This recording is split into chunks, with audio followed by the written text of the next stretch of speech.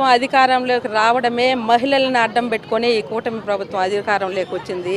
వచ్చిన తర్వాత మహిళలకు ఏమాత్రం న్యాయం చేస్తూ ఉన్నారో ఒకసారి ఆలోచించుకోండి.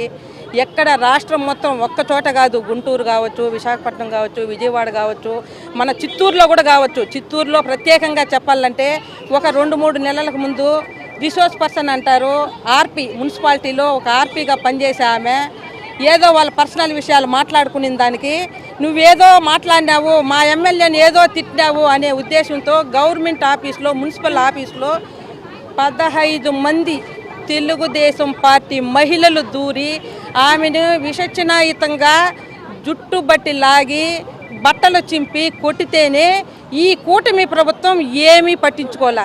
అసలు ఏమి జరిగిందని కూడా ఆమెని విచారించలే. ఇట్లాంటి ప్రభుత్వం మహిళలకు న్యాయం చేస్తుందా? ఇంకొకసారి మహిళలను ఈ విధంగా హింసిస్తూ ఉంటే మా జగనన్న ప్రభుత్వం వస్తే ప్రతి ఒక్క మహిళకి మేము అండగా ఉంటామని తెలియజేసుకుంటాం.